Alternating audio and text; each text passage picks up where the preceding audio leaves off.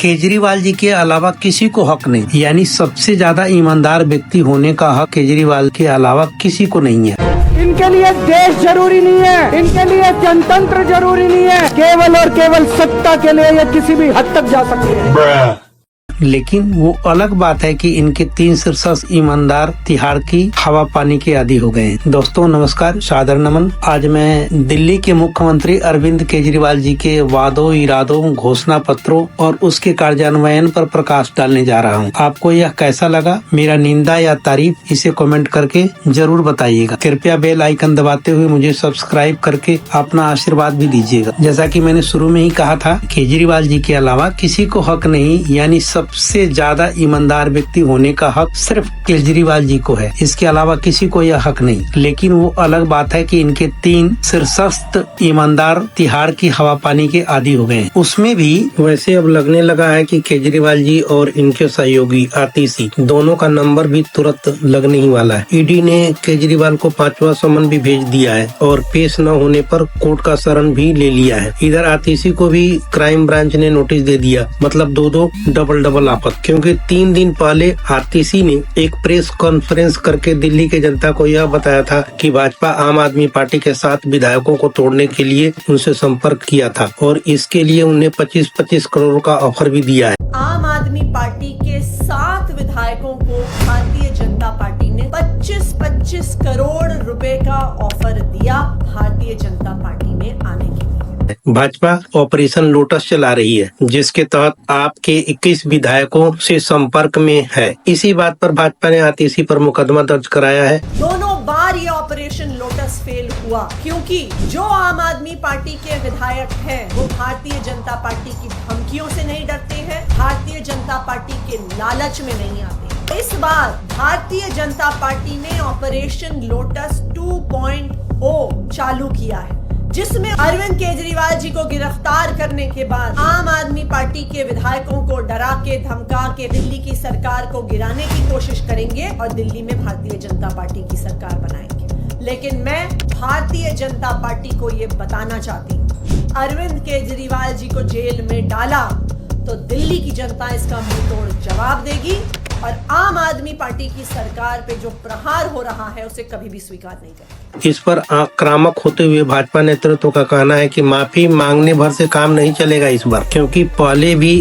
केजरीवाल ने बिना सबूत के अरुण जेटली और नितिन गडकरी पर आरोप लगाकर कोर्ट के दखल के बाद माफी मांग चुके हैं। भाजपा नेतृत्व इस बार इनके माफी मांगने भर से शायद शांत नहीं बैठेगी। देश के सर्वोच्च न्यायालय की भी सहमति है कि इन तीनों के लिए तिहाड़ की हवा पानी ही सेहत के लिए फायदेमंद रहेगा। अब भगवान जाने केजरीवाल जी को अपनी निजी ईमानदारी के लिए यह तोहफा यानी पुरस्कार कब मिलेगा। अब मैं बात करूंगा केजरीवाल जी के पहले चुनाव के घोषणा पत्र से अब तक के घोषणा पत्र और उसके कार्यान्वयन की। दिल्ली वासियों को 24 घंटे शुद्ध पानी की सुविधा दी जाएगी। क्या केजरीवाल जी लिख कर देंगे कि वह पीने लायक साफ पानी दे भी रहे हैं? कभी कभी तो ऐसा लगता है कि सीवर का पानी सीधे भेज दिया जाता है। 24 घंटे तो छोड़िए, हर रोज हर एक इलाके में पानी आता भी नहीं है। बहुत से इलाके में यह एक दिन बीच करके महज 2-2.5 घंटे ही आता है। शुरू के आधे घंटे बदबूदार पानी रोजाना नियम से आता है और बाकी के समय में, यानी इस 2-2.5 घंटे के समय सीमा में कब ग्राउंड वाटर की सप्लाई हो जाएगा इसका कोई गारंटी नहीं। इस तरह के ग्राउंड वाटर अक्सर आता है जिसमें बाल्टी में पानी भरने के आधे घंटे बाद जमी हुई मिट्टी स्पष्ट रूप से दिखाई देता है। दिल्ली के हर एक बच्चों के लिए विश्व स्तरीय शिक्षा की व्यवस्था की जाएगी। ये केजरीवाल जी के वादे हैं। दिल्ली के स्कूलों को और ज्यादा बेहतर बनाया जाएगा। कितना बेहतर हुआ है इसकी जांच किसी स्वतंत्र एजेंसी द्वारा कराया जाए तो पता चल जाएगा कि वह अपनी कक्षा को तो छोड़िए, बल्कि अपने से 3 कक्षा नीचे के बच्चों के सिलेबस में से कितना बेसिक बातें जानता है। बच्चों के लिए ट्यूशन पढ़ना मजबूरी है। बहुत कम ही सरकारी विद्यालयों में साइंस की पढ़ाई होती है। सीबीएसई बोर्ड को चाहिए कि बोर्ड परीक्षा का उत्तर पत्र एक राज्य राज्य के उत्तर पत्र को दूसरे राज्य में भेजकर चेक करवाए, तब केजरीवाल जी को मैट्रिक और 12वीं की रिजल्ट भी पता चल जाएगा। क्योंकि मुझे शक होता है कि एक स्कूल दूसरे स्कूल का पेपर इस अंदाज में चेक करता है कि तू मेरा ख्याल रख, मैं तेरा ख्याल रखूंगा। इस संदर्भ में मैं सीबीएसई बोर्ड को एक और सलाह दूंगा कि वह प्रैक्टिकल परीक्षाएं स्वयं ले, न कि स्कूल को लेने का इसका हक दे। वर्तमान समय में सरकारी या प्राइवेट स्कूलों में कोई यह प्रैक्टिकल पेपर खुद लेने और उस पर नंबर देने की व्यवस्था है, जो निहायत गलत लगता है मुझे। स्कूल भेदभाव करता है, विद्यार्थियों को मुंह देखकर नंबर देता है इसका, न कि उसका प्रैक्टिकल पेपर देखकर नंबर देता है। इसके अलावा जो गार्जियन सरकारी या प्राइवेट स्कूलों में शिक्षकों के लापरवाही या सही तरीके से न पढ़ने पर शिकायत करता है, तो इसका सजा भी उसके बच्चों को इसी प्रैक्टिकल पेपर में कम नंबर देकर दिया जाता है। बच्चे की कोई गलती नहीं, गलती गार्जियन करता है कि वह शिक्षकों की कंप्लेन कर दिया होता है या फिर उनकी किसी बात को लेकर के प्रिंसिपल से शिकायत कर देता है, तो उसका सजा बच्चों को दे दिया जाता है। किस तरह से? इसी प्रैक्टिकल में कम नंबर देकर। और यह भी व्यवस्था है कि जब रजिस्ट्रेशन हो जाए तो दूसरे स्कूल में एडमिशन भी ना हो, तो और भी निश्चिंत रहते हैं स्कूल वाले। इसलिए इस व्यवस्था पर सीबीएसई को सोचना ही चाहिए। अब केजरीवाल जी के वादे की बात कर लूं, दिल्ली के हर एक परिवार को आधुनिक अस्पतालों और मोहल्ला क्लिनिक के जरिए इलाज की समुचित व्यवस्था करने का अरविंद केजरीवाल ने गारंटी दिया था। यह गारंटी चुनाव के समय में उन्होंने दिया था। एक भी नया अस्पताल नहीं बना। मोहल्ला क्लिनिक का सच बाहर आ ही रहा है। मोहल्ला क्लिनिक के कुछ सेंटर पर तो सबसे ज्यादा 4 घंटे में लगभग 550 से ज्यादा मरीज तथा कथित एक डॉक्टर द्वारा देख देने का सच सामने आया है। समझा जा सकता है कि एक पेशेंट को आधे मिनट में कैसे देख लिया जाता होगा। इतना ही नहीं, दवा देना, जांच लिखना और पहले लिखे जांच रिपोर्ट को भी देख लेना एवं इसके अलावा मरीज का डिटेल भी ऑनलाइन सबमिट कर दिया जाता है। यह प्रथम दृष्टया में बहुत बड़ा घोटाला लगता है। जब इतने मरीजों को देख लिया जाता है, इनके लिए दवाई भी लिखी जाती होगी, आखिर वह दवाइयाँ कहाँ जाती है? इसका जांच हो तो पता चले कि कितना बड़ा घोटाला हुआ है। कई जगह डॉक्टर होता भी नहीं है। वैसे जांच से पता चलेगा। मुझे लगता है कि अपने कार्यकर्ताओं के मकान को औसत से उच्च किराए पर मोहल्ला क्लिनिक के लिए हायर करना, अपने लोगों को मोहल्ला क्लिनिक में नियुक्त करना, इन सब की जांच होनी चाहिए। एक दिन मैंने अपने घर से इनके एक मोहल्ला क्लिनिक में भेजा। जिस व्यक्ति को भेजा था उसने बताया कि लग नहीं रहा था कि मुझे डॉक्टर ने देखा है। कोई दवाई नहीं दिया, कहा कि एक बड़े अस्पताल में जाकर दिखाना होगा। उल्टा थोड़ी देर में मुझे फोन आया, आपका बच्चा जो दवाई लेके गया है वह गलत दे दिया गया है, कृपया उसे भेज दीजिए और दूसरी दवाई ले जाइए। क्योंकि बच्चे ने मेरा मोबाइल नंबर लिखवा के आया था। मैंने कहा कि अभी कोई नहीं जा सकता। इसके बाद वह स्टाफ काफी परेशान होने लगा। तब मैंने कहा कि रुकिए, बच्चे के साथ जाने वाले बड़े बच्चों को फोन कर रहा हूँ कि वह, मतलब बड़े बच्चे यानी कि उसके साथ जो अभिभावक के रूप में कोई गया था, कि वह अभी नजदीक में है तो आपके पास भेज दूंगा। जब मैंने अपने बड़े बच्चों को फोन किया तो उसने कहा कि दवाई तो मुझे दिया ही नहीं। कहा कि एक बड़ा सरकारी अस्पताल का नाम बताते हुए कि वहाँ जाकर दिखाना होगा, यहाँ इसके लिए इलाज संभव नहीं है। फिर मैंने उस स्टाफ को फोन किया कि मेरे बच्चों को तो आपने दवा दिया ही नहीं था, तो क्या वापस करें उसे? तब उस स्टाफ को जान में जान आया। उसे ये लग रहा था कि मैंने गलत दवाई दे दी है, अगर खाया तो कहीं कुछ हुआ तो उसका अंजाम मुझे भुगतना पड़ेगा। इसलिए वह बार बार मुझे फोन, उतना ही देर में कई बार फोन कर दिया था। अब अंदाजा लगाइए कि कैसी व्यवस्था है यहाँ पे इन मोहल्ला क्लिनिकों में। इसे ज्यादा बताने की जरूरत नहीं मुझे लगता। अब आते हैं इनके दूसरे वादे पर। 11,000 से अधिक बसें दिल्ली की सड़कों पर होंगी, ये केजरीवाल जी का वादा था। केजरीवाल जी लिख कर देंगे कि इन्होंने कितनी बसें दिल्ली की सड़कों पर दिया है अभी तक। प्रदूषण कम करने के लिए दिल्ली में 2 करोड़ पेड़ लगाए जाएंगे। स्कूलों के आसपास वैक्यूम क्लीनर से धूल मिट्टी साफ करने की भी व्यवस्था होगी। ये केजरीवाल जी का वादा था। ऐसा कौन सा स्कूल है? क्या दिल्ली में प्रदूषण कम हुई है या और भी विकराल हो गई है? इसे बताने की जरूरत नहीं है। आए दिन खबरों में इसका रिपोर्ट है ही, आप लोग जानते ही होंगे। अब लगने लगा कि बहुत लोगों के लिए दिल्ली में जीना ही मुश्किल हो गया है। किस स्कूल के पास वैक्यूम वैक्यूम क्लीनर लगी है या तो केजरीवाल जी जानते होंगे, मुझे तो कोई ऐसा स्कूल दिखा नहीं अभी तक जहाँ पे ये वैक्यूम क्लीनर लगी हो। कभी कभी तो सड़क पर प्रदूषण के कारण आंखों में इतना जलन होता है कि रोते रोते चलना पड़ता है। उन बाइकरों से पूछिए जो सड़कों पे चलते हैं, बेचारे के पास कार होता नहीं, खुली हवा में आंखों को क्या बीतती है वो वही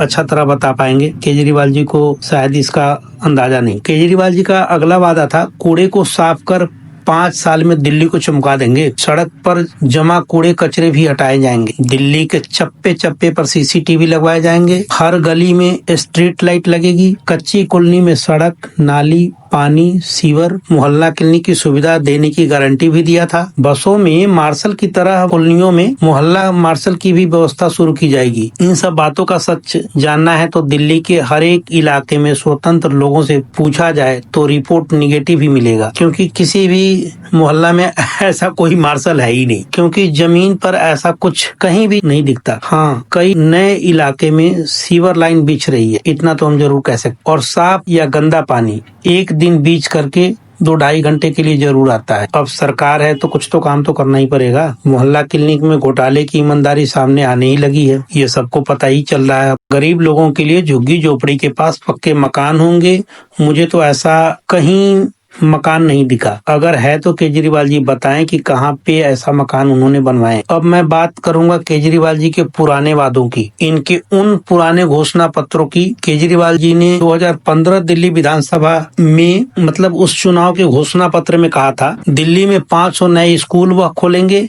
इसके अलावा इन्होंने 20 नए कॉलेज खोलने की भी बात कही थी। छात्रों को स्कूली शिक्षा तथा उच्च शिक्षा की गारंटी होगी। इन्होंने यह भी कहा था कि उनकी सरकार समाज के विभिन्न तबकों के लिए 50 सूत्री कार्यक्रम लाएगी, 8 लाख युवाओं को रोजगार देंगे। यह वादे थे उनके, लेकिन अब लगातार 3 बार सत्ता सुख भोगते हुए यह कह रहे हैं कि दिल्ली में नए कॉलेज खोलने के लिए केंद्र सरकार पहल करे। दिल्ली में और अधिक कॉलेज तथा विश्वविद्यालय खोलने की आवश्यकता है, क्योंकि दिल्ली में हर एक साल छात्रों की संख्या लगातार बढ़ती जा रही। अब ये कहने लगे हैं, नए पैंतरेबाजी कर रहे हैं। इनके अनुसार दिल्ली में प्रति वर्ष कम से कम 2.5 लाख छात्र 12वीं पास करते हैं, जिनमें से केवल 1.25 लाख छात्रों को शहर के कॉलेजों में दाखिला मिलता है। यह केजरीवाल जी के अनुसार। यह आंकड़ा सरकारी है, हकीकत तो कुछ और ही है। अगर बच्चे दिल्ली से बाहर जाकर उच्च शिक्षा की पढ़ाई न करे तो उच्च शिक्षा से वंचित रहना पड़ेगा। यह बिल्कुल हकीकत है। हम पूछना चाहते हैं कि क्या केजरीवाल जी को दिल्ली में पिछले ही चुनाव में 500 नए स्कूल और 20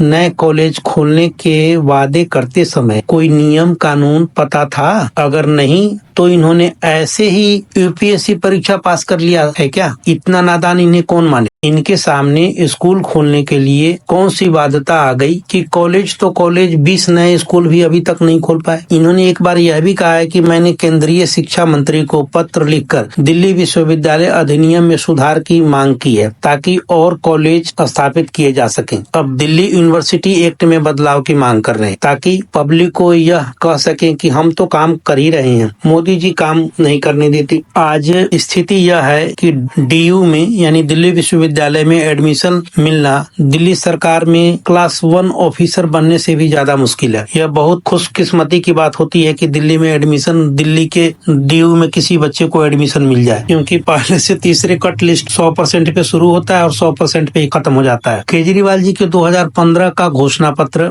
मैं थोड़ा सा एक एक करके आपको बताऊंगा कि घोषणा पत्र इनका क्या था 2015 में, जब इन्होंने दिल्ली के से अपनी राजनीति की शुरुआत की थी। पहला था 20,000 लीटर पानी मुफ्त देंगे। दूसरा, बिजली के दाम आधे करेंगे, 24 घंटे बिजली देंगे। तीसरा, दिल्ली में जन लोकपाल बिल पास करेंगे। चौथा, 500 नए कॉलेज खोलेंगे। पांचवा, पूरी दिल्ली को फ्री वाईफाई देंगे। छठा, 20 नए कॉलेज खोलेंगे। सातवां, दिल्ली में महिला सुरक्षा के लिए 10 से 15 लाख, ध्यान रखिएगा, 10 से 15 लाख सीसीटीवी कैमरे लगेंगे। दिल्ली में 47 फास्ट ट्रैक खोले जाएंगे। 3 से 6 महीने में दोषियों को सजा दिलवाएंगे। सफाई कर्मचारियों के पदों पर कॉन्ट्रैक्ट व्यवस्था खत्म की जाएगी। मौजूदा कर्मचारियों को नियमित किया जाएगा। 10वां, केंद्र सरकार से बात करके दिल्ली को पूर्ण राज्य का दर्जा दिलवाएंगे। 11वां, दिल्ली के किसानों को सब्सिडी दी जाएगी। 12वां, दिल्ली में बिजली कंपनियों को रेगुलेट करेंगे। 13वां, 5 साल के अंदर अंदर हर एक घरों में पानी सप्लाई देने की बात कही थी। 14वां, सरकारी डॉक्टरों को सुरक्षा देंगे। 15वां, दिल्ली में ई रिक्शा चलवाएंगे। 16वां, होमगार्ड की सेवाओं को पक्का करके उन्हें महिला सुरक्षा के काम में लगाएंगे। 17वें नंबर पे उन्होंने जो घोषणा किया था, दिल्ली में 2 लाख टॉयलेट बनाए जाएंगे। स्लम में 1.5 मतलब 1.5 लाख और जे क्लस्टर में 50,000 टॉयलेट बनाए जाएंगे। 18वें नंबर पे अगले 5 साल में सबको 24 घंटे पानी का वादा तो नहीं, पर उनके घरों में टोटी में कम से कम 2 घंटे पानी जरूर आएगा, यह उनका वादा था। 19वें नंबर पे ये वादा था, जमुना को साफ और सुंदर बनाएंगे। जमुना कितना साफ है, आए दिन खास करके छठ के मौके पे वो झाग की व्यवस्था न्यूज में आती रहती है, एक तरह का व्यवस्था ही कहेंगे इसे। 20वें नंबर पर जो वादा था, चप्पे चप्पे पर CCTV कैमरे लगवाए जाएंगे। 21वें नंबर पर था, आप गाँव का विकास करेगी, मतलब आम आदमी पार्टी गाँव का विकास करेगी। अब इन वादों के ऊपर एक एक करके अगर यदि बोले तो बहुत बड़ा हो जाएगा। इन वादों में कितना काम पूरा हुआ